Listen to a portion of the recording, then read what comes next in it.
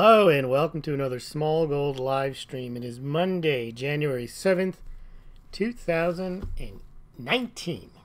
Always got to remember in a new year to make sure you get the year right. In tonight's episode, China piles up the debt in 2018 while adding a few tons of gold.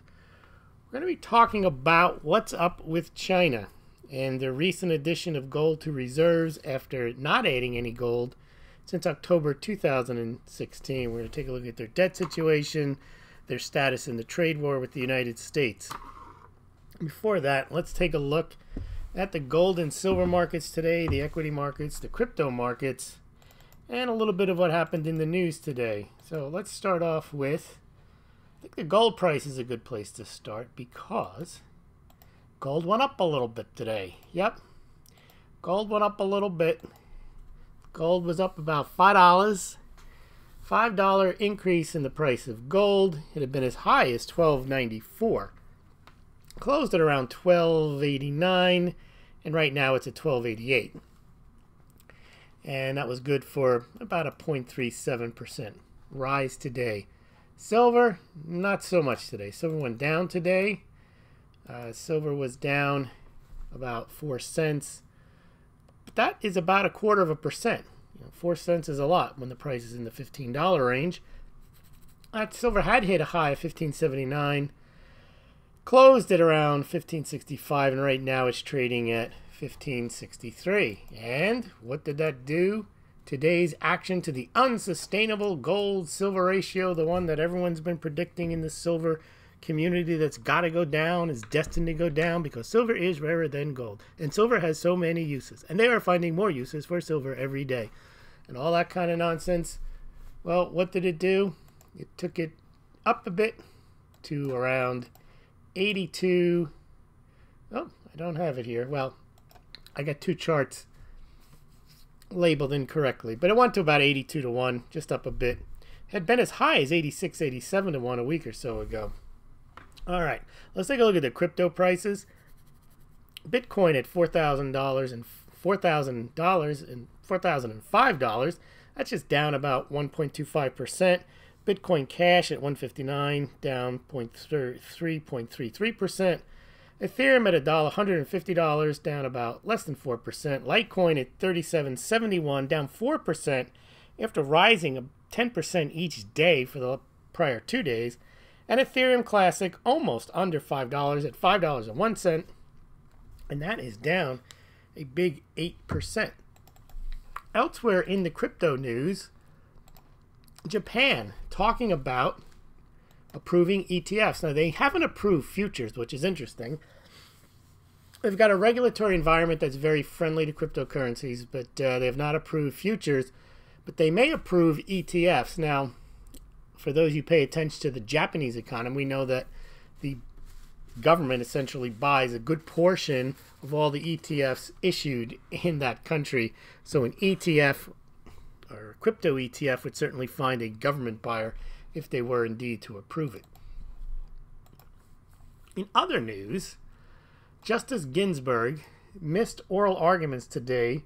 She's a Supreme Court justice for the first time in 25 years. Now, Ms. Ginsburg is 85 years old, and she had 2 cancer growths removed from her lung about a month ago, and she's yet to return to the office to work, it sounds like. And people are starting to think that either she will resign or she should resign at this point, because generally when you're of a certain age, it is sometimes time to resign when you're not in good health. It often makes sense to continue working if you're in good health, because that keeps you active, it keeps you sharp. No point in resigning if you're still up to the job. However, when you have a second or third bout with cancer, 85 years old, and it may be time to resign. So many people are thinking that she won't make it through the next 2 years and that Trump will get another Supreme Court nominee. Now, some people have said that Justice Ginsburg, if she really wanted to help the Democrat cause, she should have resigned during the Obama administration, giving Obama an opportunity to replace her with a younger justice. The counter to that, however, is I don't think she thought that Hillary Clinton was going to lose. And then she figured she could resign as soon as Hillary got in, maybe, and then they replace her with someone else. Well, as we know, that didn't happen, and Donald Trump became president and then has since appointed 2 Supreme Court justices, Neil Gorsuch and Justice Kavanaugh, shifting the balance of power in the Supreme Court to a 5-4 Republican majority. Now, what's going to happen with Justice Ginsburg is when she leaves, Trump will get another chance to appoint another justice, and people are thinking that he would appoint a woman called Amy Coney Barrett, I believe her name is, who is further to the right than Justice Kavanaugh and perhaps even Neil Gorsuch.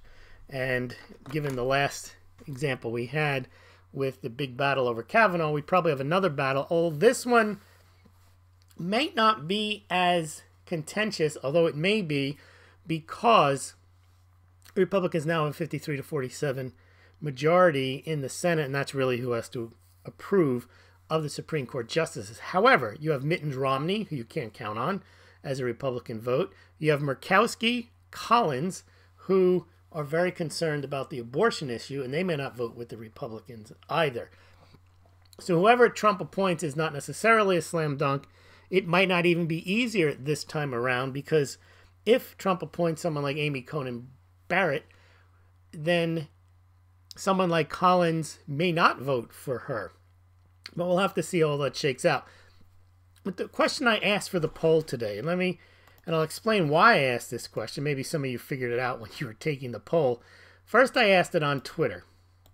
And I asked, will Justice Clarence Thomas resign when Justice Ginsburg does? And 28% of the people said yes.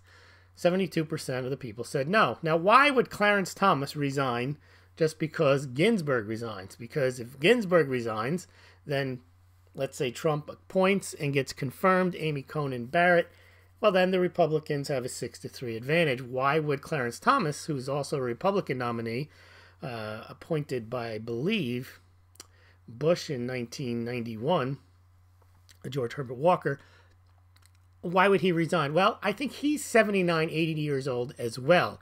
And perhaps the idea would be that if she resigned and he resigned at the same time, Trump could get 2 Supreme Court nominees. This is my thinking. And then it would be much harder to run a battle trying to confirm or knock down 2 Supreme Court nominees at the same time. And then at the end of it, assuming they both got approved, you'd have a 6-3 majority, but you'd have a 6-3 majority with 2 younger justices being appointed as opposed to 1. So I think that's the reason I think that Clarence Thomas might resign. And I'm not sure if I were he, I would resign. He seems to be in good health, good shape. But again, if you're an ideologue, I think you would resign if you want to make sure you can pass along your seat at the right time, because if Trump doesn't get reelected in 2020, then Clarence Thomas will probably be approaching Justice Ginsburg's age in the middle of a Democrat president's term. And obviously, if he resigned then, retired, then they would take his seat. Let's see what you all said. The Smaulgld game changers on YouTube. Twitter people thought 28% thought he would resign, and 18% of you thought that he might. I'm suggesting politically it's a smart move to do it, and it's something that I imagine he probably hasn't even thought of, because he's probably concerned about his own situation and he's not thinking on how to pass along his seat. It's not like an inheritance, I suppose. Anyway, it's just an interesting thought experiment. Came across to me because a lot of people are saying, why didn't Ginsburg resign, when she had the chance when Obama was president? But again, I think the answer to that is she did not expect Hillary Clinton to lose. She also, just to point out, she was very afraid of Trump winning. She actually gave an interview and said that if Trump won, it would be time to move to New Zealand. So she's not a fan of the Trumpsters. Speaking of Donald Trump, looks like he's going to push for his wall one way or the other. I think he's giving a couple of days, or has given a week or so, or 2 weeks during the government shutdown, to discuss the $5 billion funding for the wall. Democrats say that's a non-starter. Trump says you're going to get the wall.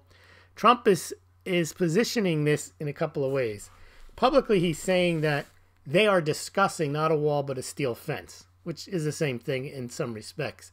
But that assumes that he is actually getting... That could just be he's throwing that out there. It doesn't mean that that's what they're discussing. Well, they're discussing it because he mentioned it, but it doesn't mean that the Democrats have backed away from the position that they're not paying $5 billion for a wall. The other thing that he's saying is that he will consider a national emergency, declaring a national emergency, and then going ahead and build the wall himself.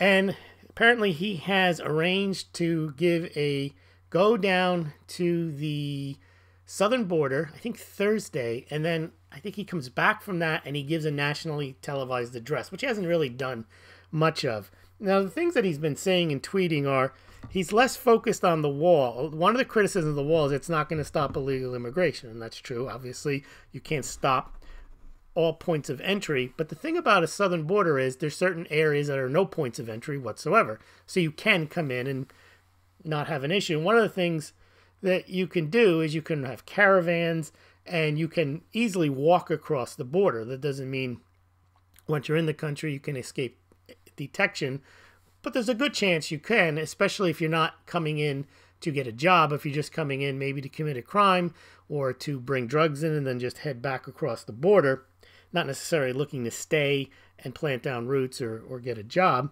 Or if you're looking to do human trafficking, commit other types of violent crimes, or if you're a terrorist who wants to sneak in, no better way than just to walk across the border. Then there's no record of you ever entering the United States, and then you can move about in your shadowy ways throughout the United States. So looks like he's gonna present the wall not as a fix-all to the immigration issue or the illegal immigration, although I think it might help with that, but he's gonna focus, it sounds like, on human trafficking, and that in these caravans, women and children get abused as they walk 1,000 miles from down south of Mexico through Mexico, that there's drug trafficking taking place, and that there's also a terrorist potential.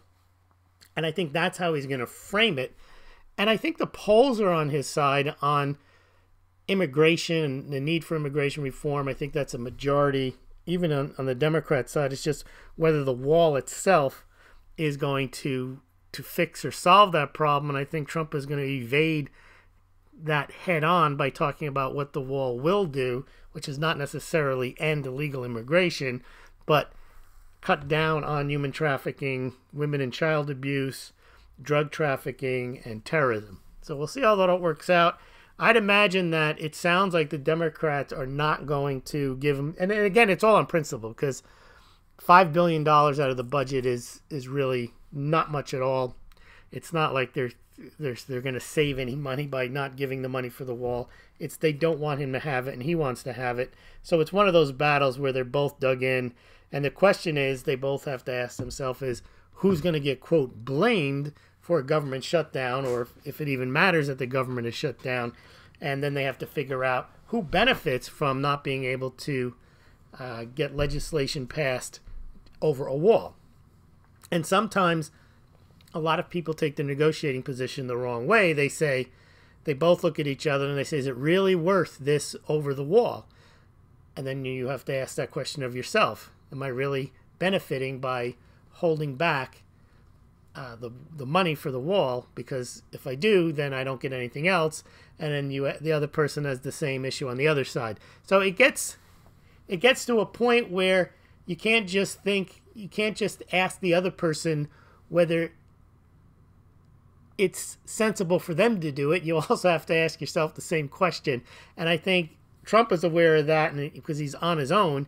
And it's more difficult for the Democrats to actually think that through, because you're dealing with Pelosi, you're dealing with Schumer. You got two houses of Congress that have to approve of a bill. They have a lot more thoughts and considerations for their constituencies and for their party than Trump does. Trump really only has one thought in mind, which is he made a promise, he wants to keep it, and he wants to get reelected. So in his thinking is very easy. I don't really have to do anything. I want the wall. I'm going to get it one way or the other. And the Democrats have to think, is our position really, we don't want you to have the wall and we're just not going to do anything because you want the wall? which means, and they don't gain anything because the Democrats didn't run on stopping a wall. So I'm not sure that it helps them just to dig in to fight the wall, other than they can say they fought Trump. But let's say it goes on and on and on for months. They're fighting Trump, but they're not getting anything done that they can go back to their constituents and say, we've done something. All they can say is, we didn't get a wall. And then to some people, they'll say, well, that's not good. We wanted a wall. Other people will say, well, we never had a wall anyway. So what really did you do? We'll have to follow that up. Towards the end of the week, we'll probably have more clarity on what's going on there. All right. Now, China. We need to get into China because China just added, and I did a YouTube on this, and you can go back and check it. I said China has added gold for the first time to reserves since October 2016. In 2016, October was when the Chinese yuan was officially launched into the IMF's International Monetary Fund strategic drawing rights, special drawing rights, SDRs, as a component part of that basket, which includes the dollar, the euro, the yen, the British pound, and now the Chinese yuan. And some people thought that they were adding gold and they were announcing their gold reserves back in June of 2015 in order to show that they were substantial enough and should be included, that their currency should be included in the special drawing rights. And that year, in 2015, later in the year, they were approved, and then a year later, it went into effect in 2016. And ever since then, they haven't added any gold. Well, I'm not even sure that China needed to add any gold to her reserves in order to appease the IMF to get into the special drawing rights, because you may know that England, which has the pound, which is one of the component parts of the currencies that are in the special drawing rights, only has 310 tons of gold. So it's not like that prevented them from being in the SDR. I think the Japanese have 612 tons of gold. And at the time, before they announced any new gold reserves in June of 2015, the People's Bank of China, as of 2009, had already shown on their reserves 1,054 tons. So I'm not sure that's why China added more reserves or announced more reserves. But in any event, they did get into the SDR, voted into in the fall of 2015, and officially launched in October of 2016. And ever since then, they hadn't added any gold. And since then, until last month, and we just learned, they put on their website that they added about 9.9 tons or 320,000 ounces. Now, that's not a lot of gold, 9 tons. Kazakhstan adds 4 tons a month. Kazakhstan is a large geographic country, but a very small economic country. So that China added 9 tons, I'm not sure why they bothered, or whether this is just the beginning of adding gold. We'll have to take a look at why they're adding gold and whether it even matters. But a couple of highlights are that their gold right now is worth $74 billion. Not a lot of money. Even Russia's gold, which is about 2,000 tons, 2,062 tons, is only worth about $83 billion. So these amounts that countries have are not a lot in the grand scheme of things. They seem to be more symbolic than they are. But let's take a look, before we get into China's gold, let's look at one of the things I've been covering in the last couple of years, pretty much since China stopped adding gold, is the kind of a mess that the Chinese economy is in, and how you really didn't hear much of that in the gold community, because they were all focused on China is going to crush the dollar, and China is buying gold, and Chinese are smart because they understand gold, and people in the West are dumb because they don't like gold, and Sun Tzu says this, and all this China praising China to crush the dollar, and Americans are dumb, and Americans are running up debt. Never really focus on the fact that China is an even bigger debt Ponzi scheme. And then you'd start hearing, oh, but they owe it to themselves. Well, that's a bit of nonsense, because in the last couple of years, China has racked up nearly $2 trillion worth of external debt. So they're starting also. There's not a debt that they don't like. And a lot of their debt is non-performing. And the reason for that is a lot of the debt is lent out by the state-owned banks that lend money to state-owned enterprises to build stuff that they don't need. And then the Chinese apologists say, yes, but they're building infrastructure, and that'll all be put to use one day. Not necessarily. I mean, if you build more and more buildings, high rises, bridges, tunnels, to places that no one goes, and you're not going to grow into them for 4 or 5 years, you're essentially bringing that demand forward. And there's no technical market demand for it, but there's a demand for it in the sense that you need to create jobs and GDP. Well, when you build stuff that no one's going to use for years, and you've borrowed money to do it, how does that make sense? Because if you build a bridge, you need to get revenue back from tolls. Well, if no one goes on it, it's not going to make any revenue. How are you going to pay your loan back? If you build 14 skyscrapers, 80 stories each, and no one lives in them for 4 years, how are you going to get your money back? Well, China has the answer. You're not. We're just going to extend the loan. We'll loan the state-owned enterprise that built those high-rises more money, or we'll just convert the debt into equity, or we'll just write it off, or we'll put it as non-performing. And that all comes from the centrally planned from the People's Bank of China, tells the state-owned banks, forget about it, don't worry about it. And that's what happens. And then when the United States turned into the trade war with China, China was counting a lot of the revenues coming from the products that it sells to the United States to fund some of its debt and service some of its debt, and they've lost a lot of that now. So they're not deleveraging. They've actually embarked on more projects. Indeed, one of the projects they just announced today, as if they don't need more debt, is they are going to launch $125 billion worth of new rail projects to move people to places that they don't need to go to, I'm sure. This is the same thing as you need more stimulus to crush the dollar. Now remember, $125 billion just on these new rail projects alone, which they probably don't need, is more than the value of the gold that they have. So people need to put that into perspective when they keep talking about China is smart. They like gold. No, China is just as much, if not more, certainly more addicted to debt. It's not like they have some type of special Sun Tzu knowledge where they understand sound money and gold. No, they understand debt and they understand central planning. And the gold just happens to be a sideshow for gold pumpers, I believe, because it's not an essential component of their economy. Anyway, I was going back to the other thing that people that are always praising China forget about is not just the centrally planned economy, but is the centrally planned social life of the people. I mean, Twitter's officially banned in China, but only recently have Chinese authorities started to worry about the power of tweets. I mean, there's stories all the time now, and I've been talking about this for years, but for the last 6 months, talking about how China wants to issue a social credit score, will have billions of people day to day tracking their social credit scores. They will have they do have facial recognition in the streets, so when somebody's walking by, they say, oh, they look him up, they can see his face, they say, oh, that person's a 28 social credit score. Let's not let him on the train when the train pulls in. This is not a society, I believe, that a lot of these libertarian type, small government, Austrian economists, people would want to live under, but yet because they think China is smart and they like gold, they seem to overlook all this. I think it's probably harder for them to overlook it because there's a lot of news on this recently, and maybe they still believe. Well, the other one is my Belt and Road. They're always going off about China's got the Belt and Road, the Belt and Road. Belt and Road is nothing more than an extension of the Ponzi scheme into other countries. And something I've been saying again for a long time is these Belt and Road projects aren't necessarily needed. They go into a country and they tell them they need a rail project or some other project.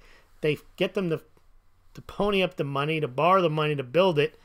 And then the country realizes, wait, we don't need this. How are we ever going to pay for this back? And Malaysia recently canceled a bunch of these types of contracts. They don't want China ending up owning ports and areas of their country because they can't pay the debt. They're debt traps. And Mike Pompeo, the U.S. Secretary of State, has warned some countries. But now here's a poll: Southeast Asia wary of Chinese Belt and Road projects.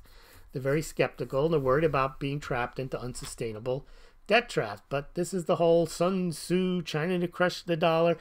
The whole Chinese challenging dollar hegemony. Yes and no. I mean, there are parts of the Chinese economy that were expanding very fast. But again, that was all funded by debt. And now they're at a point where they've reached what's probably called a Minsky moment, where they've issued too much debt, and issuing more debt isn't going to give them more growth. It's actually, you're starting to have diminishing returns to the point now where China, excuse me, I believe, is at the point now of a very big slowdown, and these tariffs are not helping at all. And in fact, this was a very interesting point here. China is set to become a trade deficit country. Now, that sounds like would be unthinkable just a few years ago, because China was this export powerhouse. And it says they'll run out of dollars to pay for foreign goods and will be forced to delink from the dollar and go to a free-floating currency.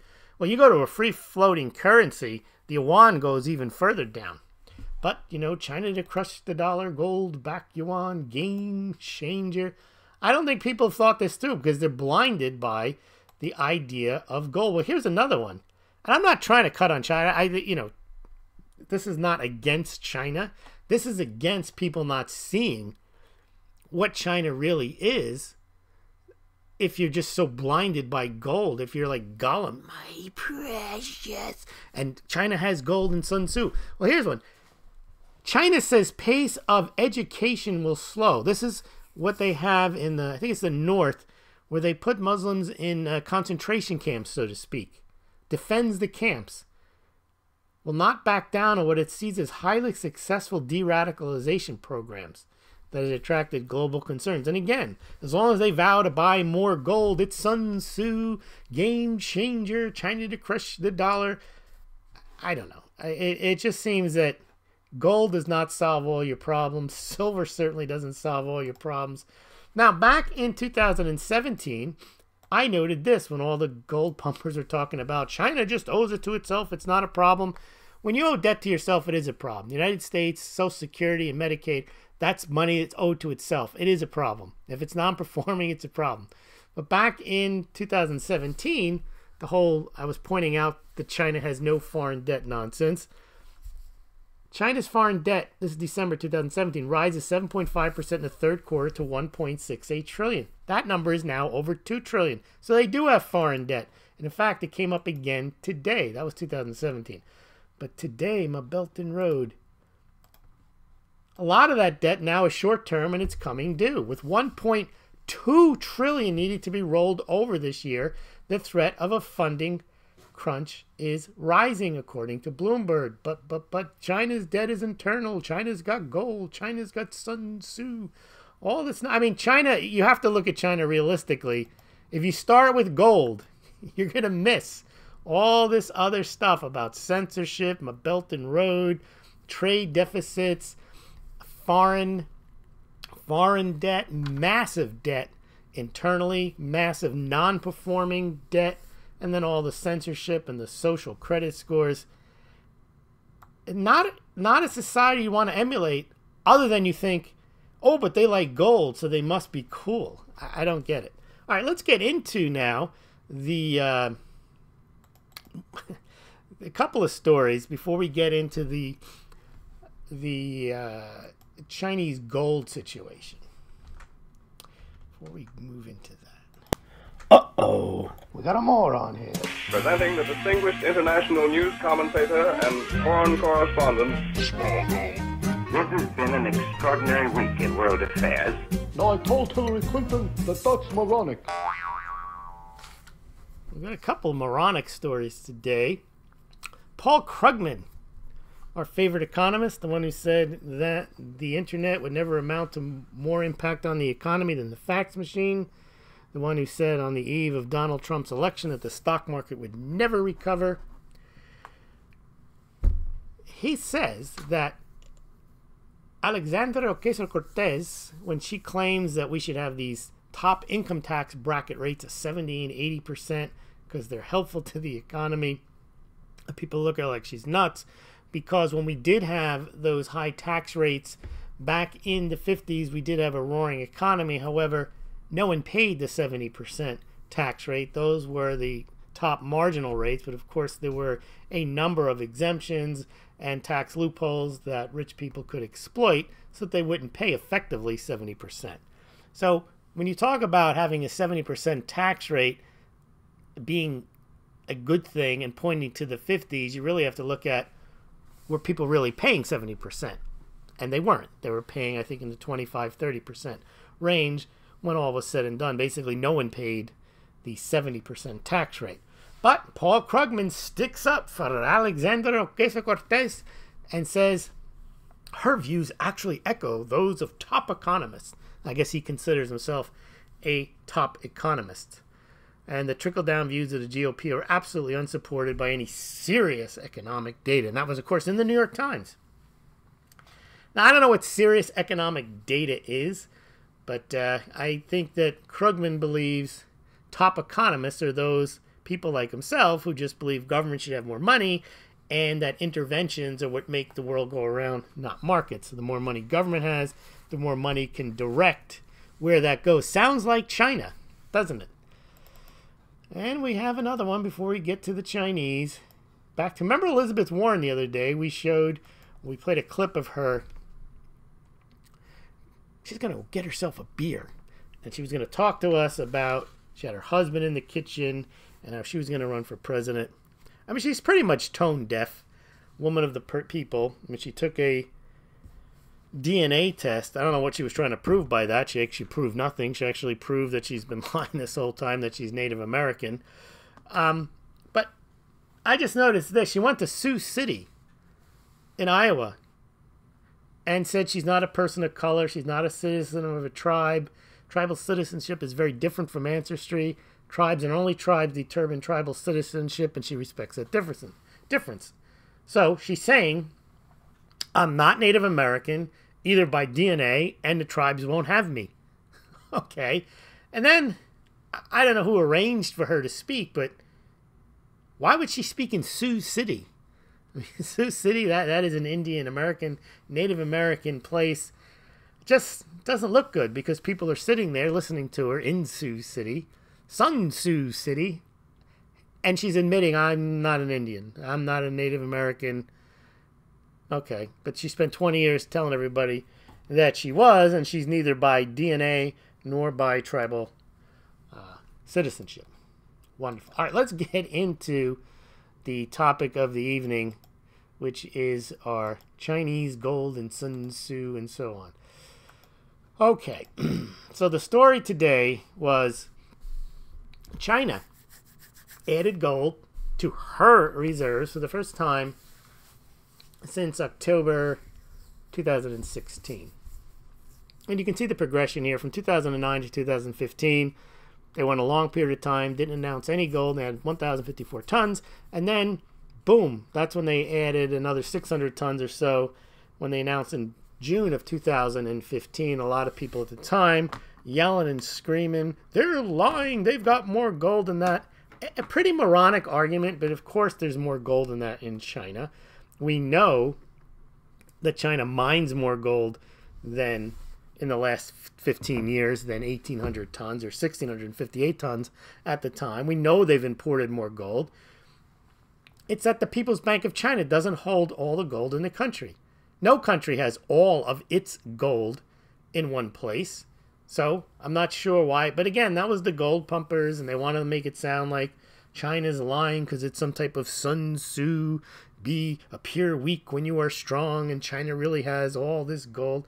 Yeah, I'm sure they do. I'm sure they have 15,000, 20,000 tons of gold in their country. So what? And I'm going to show you how much all that gold is worth. India has that much gold in its country too. Central Bank of India only has 580 tons of gold. No one seems to focus on that, but it doesn't really matter. The point is that the Central Bank of China has announced that they have this much gold on their central bank balance sheet. Of course, there could be more at other state-owned banks in China, at partially owned and wholly owned subsidiary banks of the People's Bank of China, at sovereign wealth funds. That's a point I made the day they announced. Got published in Zero Heads while everybody else was saying they're lying and the numbers are much higher in Sun Tzu. It doesn't, first of all, it doesn't matter if they even, and I'm not denying that they have a lot of gold. I'm sure they do. And I'll show you why. And I'll show you now, not even in a second. Here is how I kind of calculate what China has. So I put together I don't have that chart, but I don't need it. The mining, if you look at this chart here, Chinese mining, publicly available information from 2000 to 2016, they mined 5,200 tons of gold. I just got the numbers for 2017. They mined another 403 tons. All right, so it's 5,600 tons of gold. And how much is on the People's Bank of China's balance sheet? 1,852 now. It says 1,842. We just add the 10 that they added in December. Well, that is pretty much a duh, isn't it? Because they're not lying. Obviously, and you know that China doesn't export its gold. So if 5,600 tons of gold have been mined in the country in the last 15, 16 years, and the People's Bank of China says they only have 1,852 tons, they're not lying. It means that the People's Bank of China only has 1,853 tons. It doesn't mean that there's not more gold in China. People use, I mean, this is, I think, moronic to use the word interchangeably, People's Bank of China and China's gold and China's gold. There's a difference.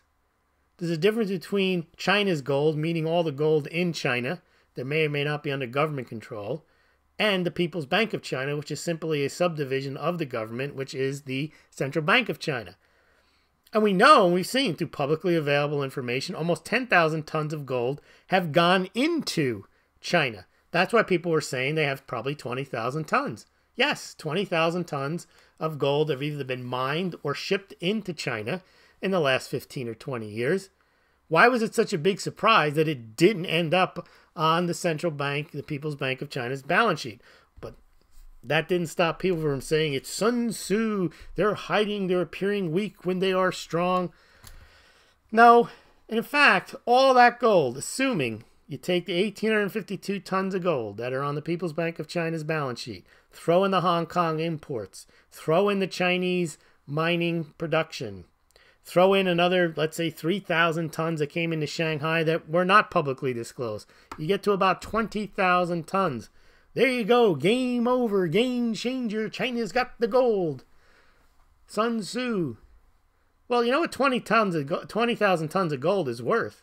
$803 billion. It's 2 months of, two or 3 months worth of QE. It's not a lot. Oh, but they're going to revalue the gold. Sure they are. No, they're not. But let's say somehow gold gets to $4,000 an ounce. It's a pretty big gain from where we are right now, seeing we've never been over 2,000 tons. I mean, $2,000 an ounce. That would only be worth $2.47 trillion. But $10,000 an ounce, there's a book on it. Yeah, okay, $10,000. Even then, $6 trillion. The amount of debt in the system, we all know, is hundreds of trillions of dollars. We know that China has like 40 some odd trillion dollars in internal debt, $2 trillion in external debt. That's not going to help them. I mean, it's not going to hurt them to have that gold. But again, this gold isn't all rolled up in one place and available for them to use to pay down debt. So this shows, even if you want to believe all the gold pumper stories about China is they're lying. They've got 20,000 tons of gold. We've calculated it. All right. I can give you they got 20,000 tons of gold. Here's how I get to it. People's Bank of China, 1,800. Hong Kong imports, 10 grand. Chinese mining, 5,600. I'll give you 3,000 or 4,000 in Shanghai imports. Could be higher. And they get 20,000 tons of gold. Today it's worth $803 billion. That ain't impressing me. I mean, it's nice. It's a lot of gold. I'd like to have it. It's not worth that much. Here's just a quick chart I did.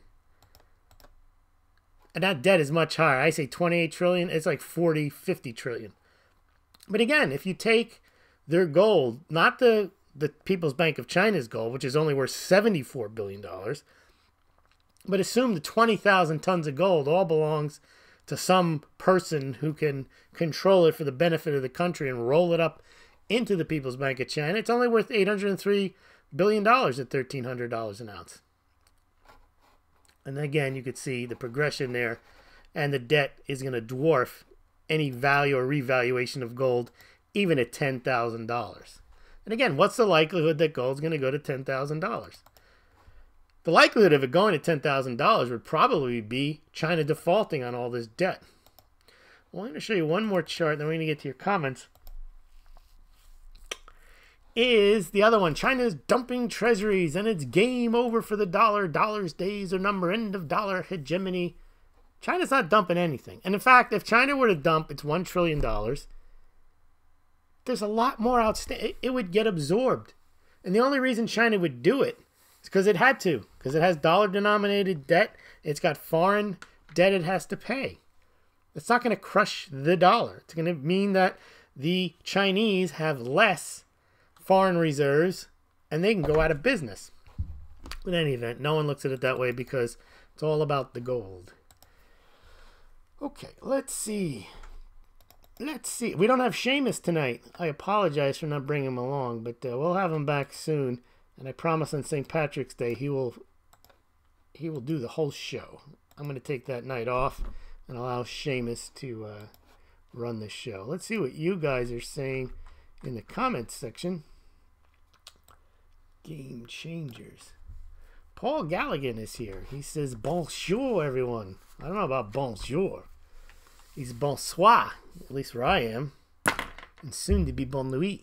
All right. And column cryptos can't make up their mind. Well, let's take a look. You know, sometimes while we're on the phone here, we see that the price goes up and down. Yeah, well, actually, Litecoin went up about $1 since we've been on the phone. 38.48 is right now. And Bitcoin went up to 4,016. So you never know. They move up. They move down. They go up a little bit. They go down a little bit. Tossing Molotovs says pull the flush lever. I don't know what that is. Paul Galligan, Bitcoin has 6.1 billion mined, but not on the system. Very dodgy. I don't know what that means. 6.1 billion mined. I don't get it. Good, get rid of some of the craziness going on. Let's see what else. There's only 21 million. That's right. I'm saying value, not number of coins. Okay, 6.1 billion mined. The forks. I don't want to get into that. All right. Don't be stupid is here. He says, hello. Pablo is here. Hi, all. No likes. What's going on? I don't know. Shadow banning likes. Yeah, I don't know. Thriftflip Kenny. Haven't seen Thriftflip here before. Let's see what he has to say. I like when new people join and just get right into it. South is the only escape when a nuke attack happens. You must get to Southern Hemisphere. That's a good point. In fact, there was a book that they used to make us read. It was called, I wish I could remember the name of it. I think it was called the guy's name, On the Beach. There you go. I was thinking of Failsafe, but that wasn't it. The book is called On the Beach by Neville Shute. I used to like that name. And it was about it was in Australia. And what happened in the book was there had been some type of nuclear war amongst, I guess it was Russia and the United States. I don't remember. And the people in Australia were not obviously impacted by it. They didn't bother to nuke Australia. But pretty much the world was decimated. And what the people in Australia were waiting for, and they thought they were going to die. I don't remember how the book turned out. But in a few weeks, eventually the cloud would come to them, and they would just all get essentially nuked out too. But yes, they were in the southern hemisphere, and they had avoided a lot of the nuclear, but I don't think you can really escape it if you have a full-on nuke. Now, obviously you can escape it if there is just a couple of nukes in New York, in Europe, in China, and that's it, and then it just circles around the northern hemisphere. You might be okay if you're in the southern hemisphere. That is the idea. I don't know what brought that on. Thriftlet, good luck getting past the wall, and that's the plan. Well, that's true. I mean, I don't see why people think a wall. I hear these comments, we should be using technology. What technology? If someone's going to walk across the border, the best way to stop them, well, they'll build a tunnel. Yeah, but you're making it a lot harder, and you can build a tunnel, you can stop a tunnel. There's no way you can have a caravan of people just walk across the border if there's a wall there. And the other thing is it forces people to go to the checkpoints so they can come in and be processed. You can know that they're there, you can deny their entry, you can allow their entry, you can let them apply for visas, whatever it is. Okay, let's see. Ann says Chinese like cryptos. Well, they don't like the trade. They shut down. That's interesting. They allow the miners to stay up, but they don't allow the people to buy and sell the cryptos. Very strange. Paul Galligan, don't delete messages. I can take it. What does that mean? Don't delete messages. What messages are deleted? Oh, it looks like Ann had a message retracted. DB stupid. China shadow banking versus gold holdings. Does CCP own China's banks? Yeah, the People's Bank of China runs the whole banking system. Then they have a number of state-owned banks under the People's Bank of China that act at their direction. And then they lend money to state-owned enterprises and goes from there. So they make the policy at the People's Bank of China. Okay, and we're talking about force fields. Well, that would be technology. Tossing Molotovs. Countries with economic troubles have extra motivation to go to war. Yes, war is the easiest way to get your economic machine up and running. In fact, that's what Krugman would say. We need an alien invasion so we can all have government spending and, create the economic activity to fight the aliens. In a sense, what China's done, which is, you give them credit for, they created their own, instead of just digging ditches and filling them up again and having the government run that, they said, let's build 80-story skyscrapers, dozens of them in every city, even if we have no need for them, and make real jobs instead of, just having ditches and filling them back up. But it's essentially the same concept, is anytime you put capital towards a project for which there is no economic need or even a speculative need, it's a government need because you just need people to do work and you want to get some projects off the ground, chances are it's not going to work out. Chances are speculative projects aren't going to work out, but that's entrepreneurship, and that's what you call weeding out the malinvestment, when you have people who think there's a good economy or think they're good entrepreneurs, they borrow money or they raise capital and they put it towards something and it doesn't work out. That's all right. Then you liquidate the debt. That's fine. But when you just have a free reign just to do a bunch of projects, when there's no chance of them making any money, that's what China's done, and that's a problem in a real economy. All right, you guys are talking about domes. Litecoin rally on, big candles forming, gold to 3K would be nice, says Ann. Jojo Dirte Kim apparently hanging with Z, confirmed by Korean media. Interesting. Didn't know that. All right, well tonight we don't have many comments tonight. Oh, I know why. I was on. Or do we? No, we don't. Interesting. All right, well, if we don't have many comments, then I have to spend a lot of time going through the comments. Then I'm just going to thank everyone for joining me this evening. And if you want to see the charts, they'll be up tomorrow on the Smaulgld website. And you know what I'm going to do? Since we don't have a lot of comments, I'm going to play a treat for you if you haven't heard it already. Roger Henley, who is a Smaulgld subscriber, he did a his own video, and he's encouraging people not to buy the Smaulgld mugs, and I'm going to play it for you. This video is for Louis Camerasano, who runs the Smaulgld YouTube channel. Now, I'm a Smaulgld subscriber because Louis gives honest, down-to-earth, fundamental analysis of different markets like precious metals, cryptos, stocks, bonds, banking, etc. He also analyses all sorts of geopolitical news, so if you love to hear stories about $600 silver or $10,000 gold, $100,000 Bitcoin by the end of 2018, which didn't happen, Sun Tzu, the art of war, China to crush the dollar, or perhaps a little bit of QAnon.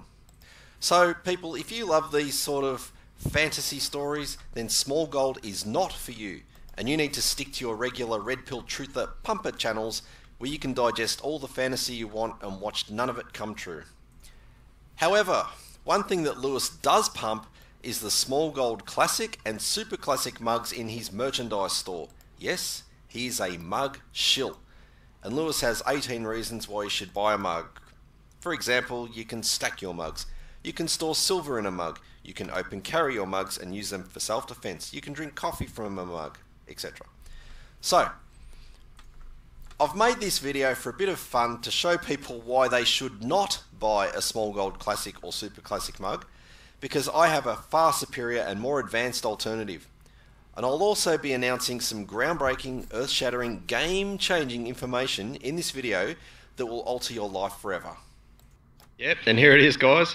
The Smaulgld Hyper Classic mug. Yep. You can't see what he's got there. He's got a Smaulgld Hyper Classic mug that he has designed himself. And he goes on about why it's a superior mug and that how Smaulgld Classic and Super Classic mugs are indeed old technology, and he's got the new technology in his Smaulgld Hyper Classic mug. He brings it out to his Australian zoo. He puts food in it. He feeds a kangaroo. It's a very entertaining video, but the message is way off. Way, way off. The Hyper Classic Smaulgld mugs will never take off. The only mugs you want to get are the Smaulgld Classic and Super Classic mugs, and you can get your Smaulgld beer steins, your Smaulgld beer mugs, so many different mugs from the Smaulgld store. I'll just leave you another link. But I'll be making another trip to the post office tomorrow. If you want to order the Classic or Super Classic mugs, you can do that through the Smaulgld.com website, or you can head over to the Smaulgld store, and they will ship the mugs out to you. They won't ship out the Classic and Super Classic mugs, but they will ship out the espresso mug, the beer stein, the beer mug, the Smaulgld glass, the Smaulgld shot glasses. So check it out. But I want to thank you again for joining, and we'll see you guys tomorrow.